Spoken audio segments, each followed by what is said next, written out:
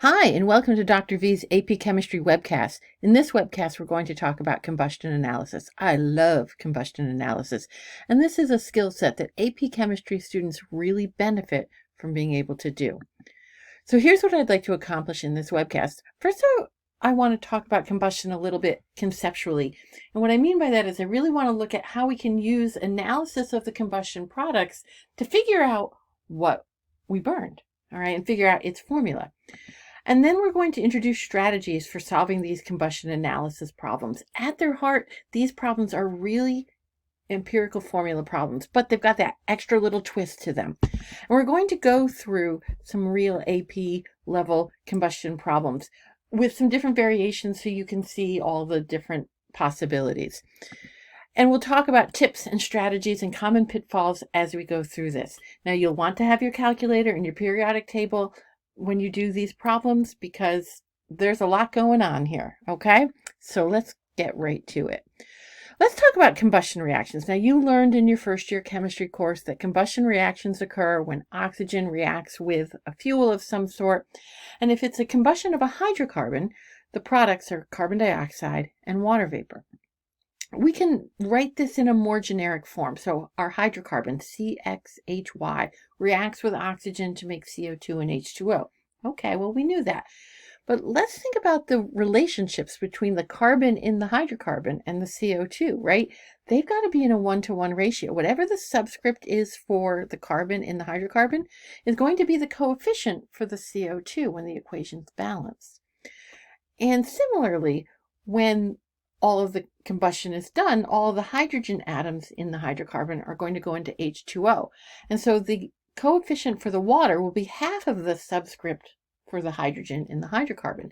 Now, we're going to usually do this reaction in excess oxygen, so we're not going to worry about the whole thing of balancing this right now. It's really the relationship between the subscripts and the coefficients for carbon and hydrogen that interests me right now. What this means is if we look at the products of the combustion reaction on a particle level, say, oh, look, here's a bunch of carbon dioxide molecules and here's a bunch of water molecules. We're assuming that all of the hydrocarbon reacted completely. All right. If we count molecules, we see that there are 5 CO2 molecules in the products. And that tells us the carbon in this hydrocarbon has a subscript of 5. And similarly, if we count the water molecules, there are 6 of them. And that means that the hydrogen in the hydrocarbon has a subscript of 12. So we can do this kind of backwards analysis and figure out what that formula was. And the College Board really likes questions where you have to do that kind of reasoning. All right. And these particle level models also, they really like that too. It can happen in multiple choice, just giving you a heads up there. So let's go and look at a classic combustion analysis problem and talk about the strategy for solving it. So let's start with the problem. 1.125 grams of hydrocarbon was burned in excess oxygen. I didn't say that, but it's sort of implied in the problem. 3.445 grams of carbon dioxide and 1.647 grams of water were produced. Determine the empirical formula for the hydrocarbon. All right, so let's think about our strategy.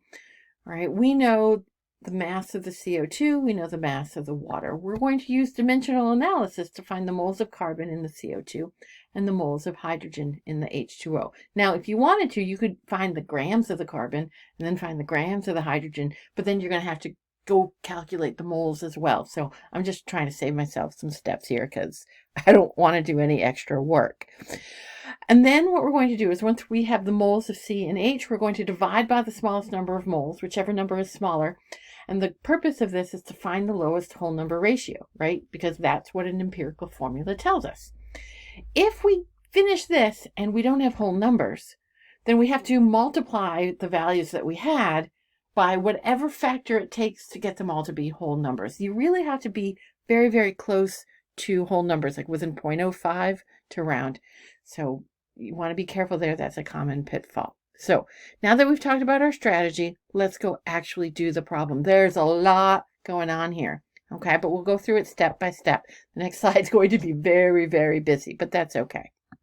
So we've got our problem. All right.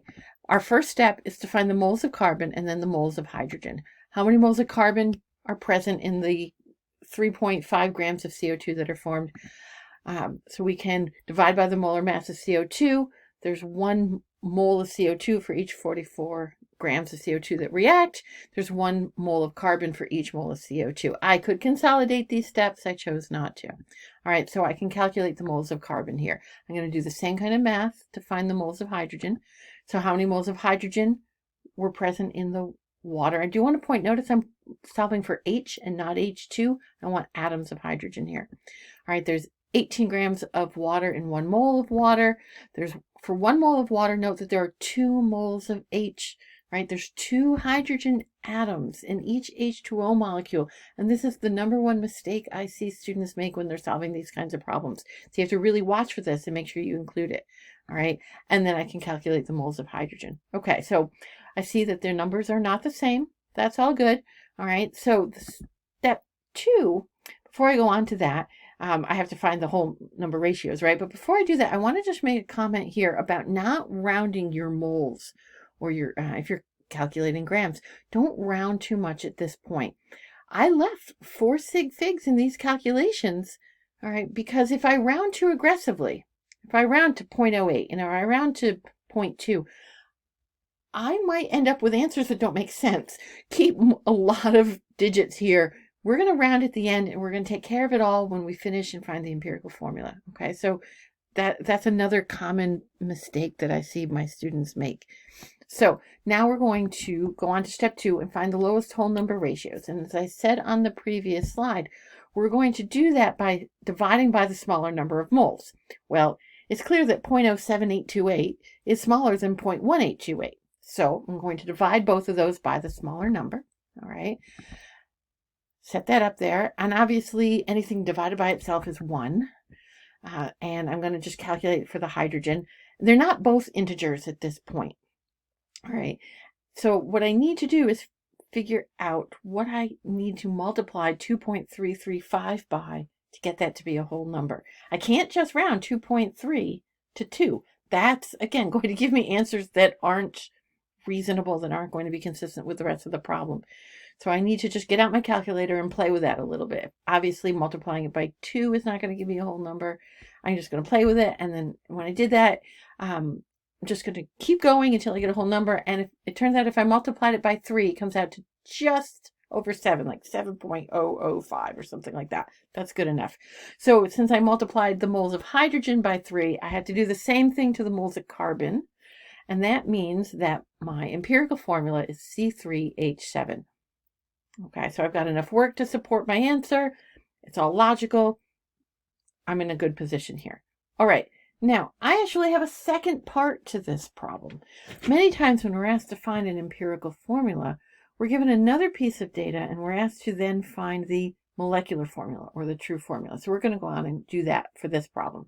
All right, so there was a separate experiment done, and the molar mass of the original hydrocarbon was found to be 86.2 grams per mole. Determine the molecular formula for the compound. Now, we already know that the empirical formula is C3H7, all right? And so we're going to find the molar mass of what this would be. If this were really the formula, what would its molar mass be? All right, and so there's 3 carbons at 12 each. There's 7 hydrogens at about 1 each. I get a molar mass for the empirical formula that's about 43 grams per mole. Okay, now we know that the definition of a molecular formula is that it's some whole number multiple of the empirical formula, right? So the subscripts would be all multiplied by that factor. We're going to see that same relationship with the molar masses. The actual molar mass is some whole number multiple of the apparent molar mass. So we just need to find out what that is. So if I take the 86.2 grams per mole that I was given and divide it by the molar mass of the empirical formula that I just calculated, right? And I divide, I see it's just about 2. It's really, really, really close. And so I can conclude from this that the empirical formula is half of the molecular formula. Or maybe it would be better for me to say the molecular formula is twice as large as the empirical formula. And so my molecular formula should be C6H14. Okay, that's really good. Now, the other thing I just want to point out is that a problem like this should work out really, really neatly, all right? When I go to find the ratio of the masses, it should come out to be really an integer, or, just about so close that you don't have to worry about it.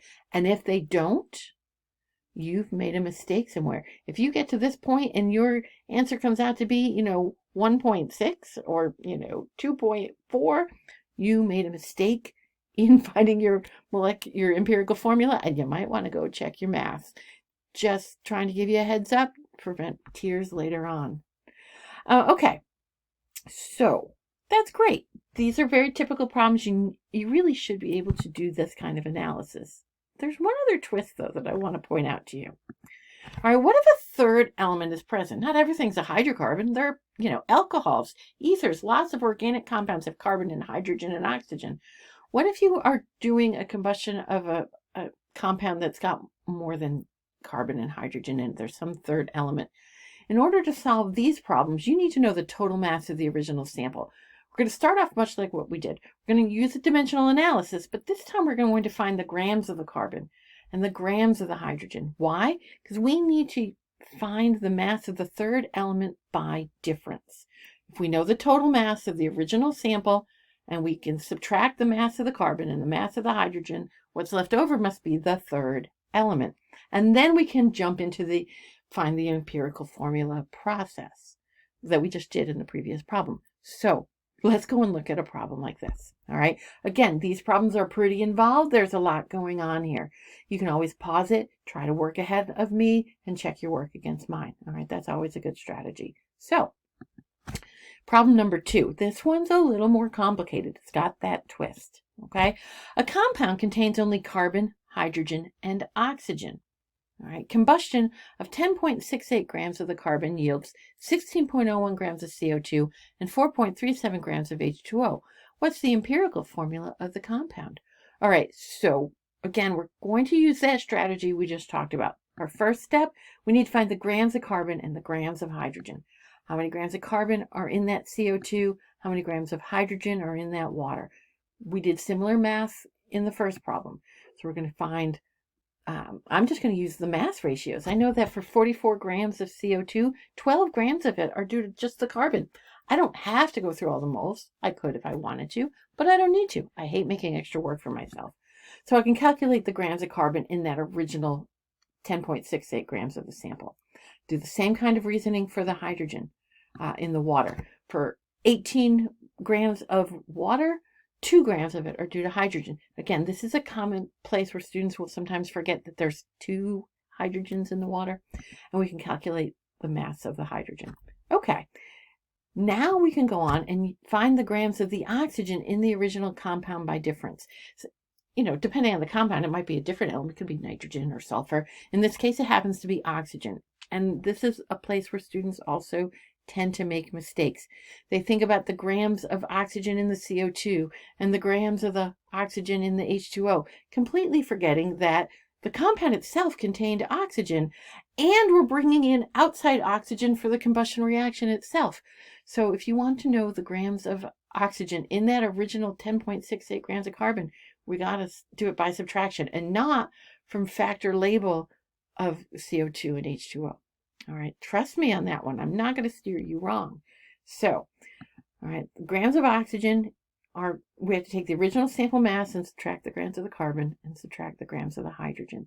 All right, so we'll go ahead and substitute that in and find the grams of the oxygen. At this point, we're back to doing a pretty conventional empirical formula problem. We need to take our grams and convert them into moles.